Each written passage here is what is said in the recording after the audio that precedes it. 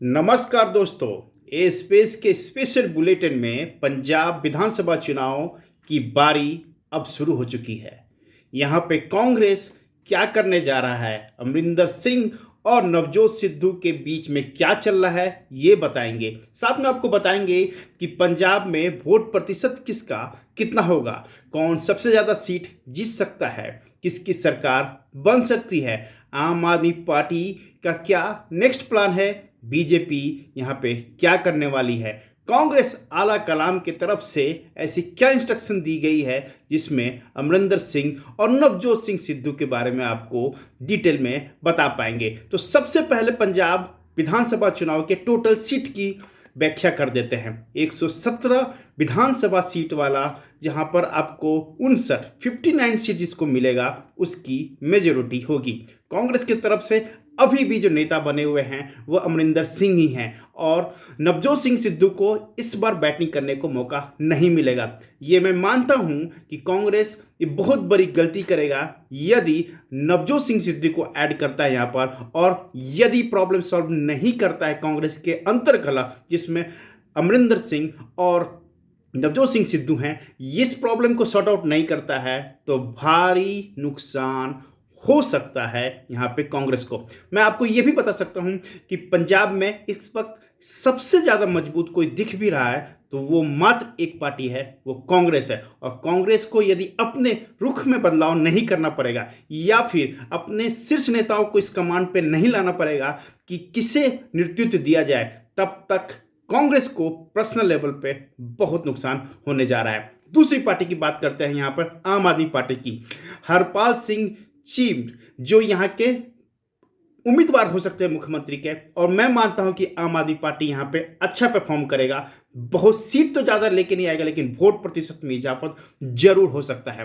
अब जो सबसे साइलेंट है उनकी बात करते हैं, सुखविंदर सिंह बादल की, जो सबसे इंपॉर्टेंट है। सुखबीर सिंह बादल इस स्टेज में जो हैं जहां पर एसईडी पार्टी के नेतृत्व भी कर रहे हैं और चीफ मिनिस्टर कैंडिडेट भी हैं। इनका गठबंधन बीएसपी के साथ हो रहा है, कितने सीटों पर हो रहा है वो भी बताएंगे और ये बता सकते हैं कि इनकी जो रणनीति है इस वक्त साइलेंट प्लान है और हो सकता है कि बैकडोर से बीजेपी सपोर्ट इनको कर रही होगी। अब बात करते हैं यहाँ पर हम बीजेपी की। अश्वनी कुमार शर्मा बीजेपी के कैंडिडेट हो सकते हैं मुख्यमंत्री के या नहीं, ये तो समय बताएगा, लेकिन बीजेपी पंजाब में अपने लिए बहुत बड़ी खेती नहीं कर रहा है। उनके लिए सामने यूपी इलेक्शन है, इसलिए पंजाब को उतना सीरियस इसलिए भी नहीं ले रहा है क्योंकि यहाँ पर उनको उतना स्कोप नहीं दिख रहा है। एलआईपी हो या फिर सैड सेकुलर हो, उन सब की बात हम कर रहे हैं। लेकिन यहाँ पर जो सबसे बड़ी पार्टी उभरते हुए नजर आ रही है हमें, वो हमारे वोट प्रतिशत से पता चल रहा है। वोट प्रतिशत की सबसे पहले बात कर लेते हैं। जो हमारा ओपिनियन पोल बताता है उसमें कांग्रेस को वोट प्रतिशत करीब करीब 31% हो रहा है और एसएडी प्लस बीएसपी का कॉम्बिनेशन बना है जिसमें हमको जो कंडीशन दिख रहे हैं वो 22% के आसपास दिख रहा है। आम आदमी पार्टी को यहाँ पे 33% वोट मिल सकता है। ये चौंकाने वाला वोट प्रतिशत है।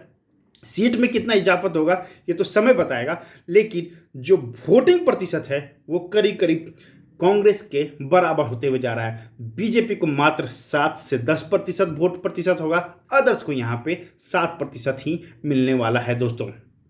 अब मैं आपको ओपिनियन पोल के हिसाब से सीटों की संख्या बताना चाहता हूँ। सीटों की संख्या कांग्रेस के पास मेरे हिसाब से 55 से लेके 60 के आसपास ही रहने वाला है। यहाँ तक मैं ये आपको ये भी बता देता हूँ कि यदि सब कुछ सही रहा तो कांग्रेस यहाँ पे 52 से लेके 60 के बीच में ही सिमटते हुए नजर आएगा। इसके कारण भी आपको पता है, अंतरकला नवजोत सिंह सिद्धू और कैप्टन साहब के बीच में जो अंतरकला चल रहा है नेतृत्व के लेके, चीफ मिनिस्टर पोजीशन को लेके, ये सब इम्पैक्ट कर रहा है कांग्रेस को। नहीं तो हमारा ओपिनियन पोल इस तरह से बता रहा है कि यदि डिक्लेयर हो जाए कि कौन चीफ मिनिस्टर होगा, उस हिसाब से और अकॉर्डिंग टू पर्सन फेस के हिसाब से यदि सब कुछ सही रहा तो कांग्रेस फुल मेजोरिटी में यहाँ पे वापसी कर सकती है। लेकिन बहरहाल जो प्रॉब्लम है वो तो सबको पता है। अब दूसरा बात करते हैं जहाँ पे एसएडी प्लस बीएसपी की बात करते हैं। दोनों चुनाव लड़ेंगे कितने सीटों पर लड़ेंगे ये अब तक क्लियरिटी नहीं हुआ है, लेकिन मेरे पास जो लिस्ट है उस हिसाब से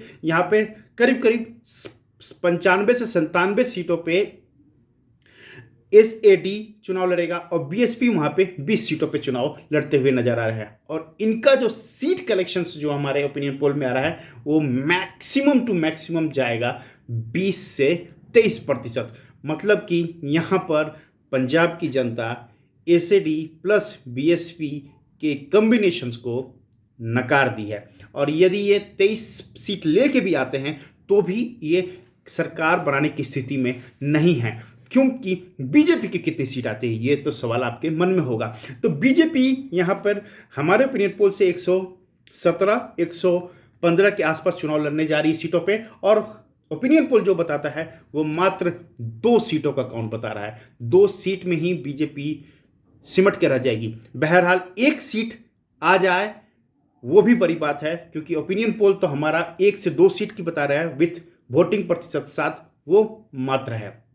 अदर्स में जहां पे 1 सीट आएगा और वो बहुत बड़ा नंबर नहीं होने वाला है। बहरहाल आपको सबसे पहले हम 2017 का रिपोर्ट बता देते हैं, उसके बाद आपको एक छोटी सी रणनीति बताएंगे कांग्रेस बीजेपी और इनके तमाम कंडीशंस के रिलेटेड वाले इंफॉर्मेशंस भी शेयर करेंगे। सबसे पहले बता देते हैं यहाँ पर जो सबसे इंपॉर्टेंट है, कांग्रेस को 117 सीटों पे चुनाव लड़ा था 2017 में और उनको 77 सीट मिला था। आम आदमी पार्टी 112 सीटों पे चुनाव लड़ा था, 12 सीटें मिली थी। यहाँ पर LIF 5 सीटों पे चुनाव लड़ा था और 2 सीटों पे जीत हासिल हुई थी। शिरोमणि अकाली दल जो 94 सीटों पर चुनाव लड़ा था वो मात्र 15 सीटें निकाला था। वो बीजेपी के साथ गठबंधन था, 23 सीटों पे बीजेपी चुनाव लड़ी थी और मात्र 3 सीटें ही लेके आई थी। बहुजन समाजवादी पार्टी है, अपना पंजाबी दल पार्टी है, बहुत सारे दल हैं जिनका खाता भी नहीं खुला था 2017 के चुनाव में। अब बात सबसे इंपॉर्टेंट ये है कि क्या होने वाला है। ये तो मैं मानता हूं कि कांग्रेस की अंतर्कलह नहीं होता है तो डेफिनेटली कांग्रेस की सरकार बनेगी। यदि कांग्रेस के अंतर्कलह का सलूशन नहीं निकलता है तो असेंबली हंग भी हो सकती है, किसी की सरकार ना बने। गठबंधन किसके साथ होगा आने वाला समय बताएगा। तो दोस्तों आपसे रिक्वेस्ट है कि पंजाब की जो चुनाव होने वाला है 2022 में असेंबली इलेक्शन, उस पर आप नज़र जरूर रखिएगा। उसी कैंडिडेट को वोट दीजिएगा जो सबसे इम्पॉर्टेंट हो, जो आपके लिए काम करे। किसी भी सिचुएशन में यदि असेंबली में किसी को फुल मेजोरिटी नहीं मिलती है तो ये अपना नुकसान होता है, सरकार नहीं बनती है तो अपनी नुकसान होगा। फिर से एक अलग से हमें बोझ मिलेगा चुनाव का, जो हमें इग्नोर करना चाहिए। दोस्तों ये वीडियो आपको कैसा लगा?